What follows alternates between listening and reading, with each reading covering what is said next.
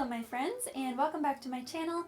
So in today's video we're going to be talking about how I took the second style bodice that I drafted in my video from 2 weeks ago using Simplicity 8447 as a starting point and turned it into this sort of late 1940s to early 1950s style shirt dress. Now unfortunately I discovered as I was about to sit down and do my voiceover for the video after I'd done pretty much all of my editing up to that point, that I had actually lost a lot of my footage of the whole process.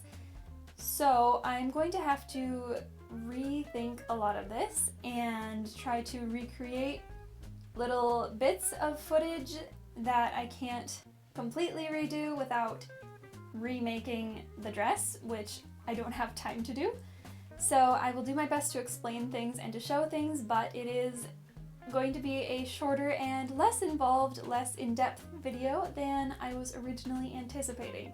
So without further ado, let's get to it.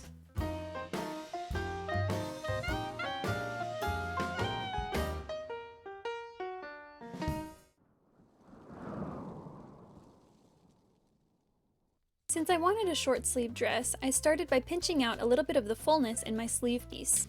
After I had traced my sleeve onto new paper, just the top portion of it, then I drew a line where I wanted my short sleeve to end, which for me was 10 inches down from my shoulder seam line. So on my traced piece, that was this line here. Then I folded that up and drew another line. What is that? About an inch up from that, because this is going to be the height of my cuff. I folded that down and then folded this little excess bit underneath along my original fold line.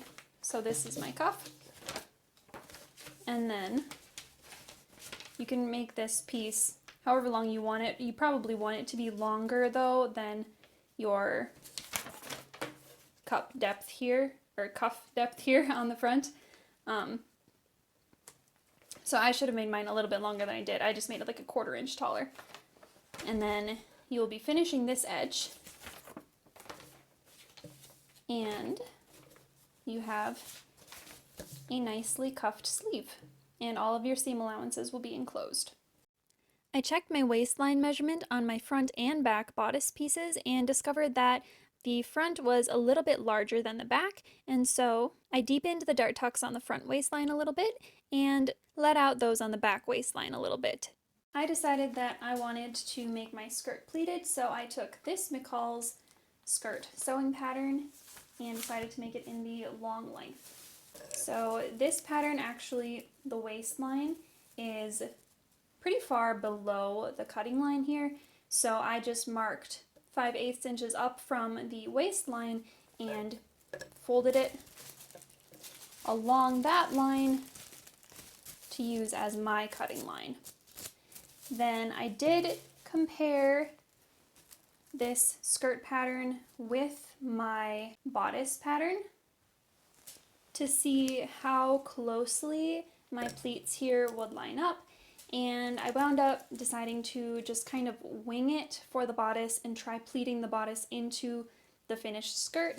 So instead I aligned the two center fronts and just marked the edge of my skirt piece according to where the edge of my bodice was.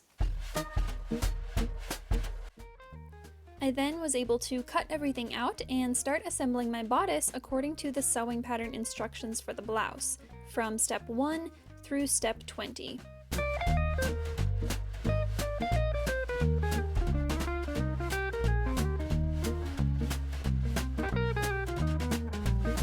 So I did all of my stay stitching. I sewed my shoulder seams, my collar, and my facings. I set in my sleeves and sewed my side seams. I then assembled my skirt according to its pattern instructions and pinned my bodice to it. aligning the side seams, center front and center back, and attempting to line up my pleats. I did make a few fit adjustments after trying the dress on before finishing. Since I always plan to wear this dress with a belt, I put a hook and bar at the waistline instead of a button, even though that's where the next button would go in my sequence.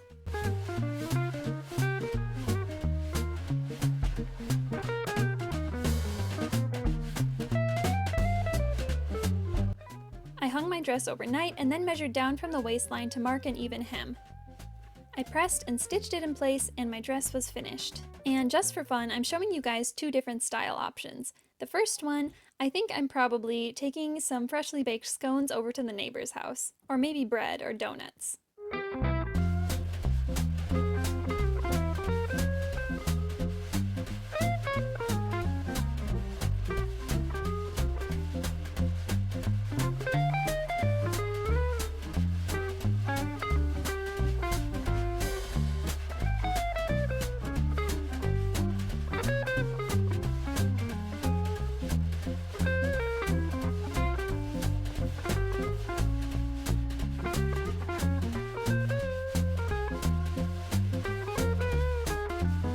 The second look is a little bit more dressy, and I think I'm probably stopping off for a quick cup of tea while I'm out running errands, or maybe I'm meeting a friend for lunch.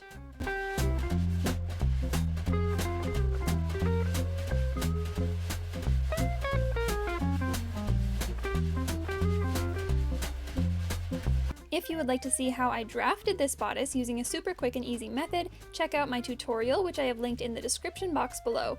Thank you guys so much for watching, and I will see you next time.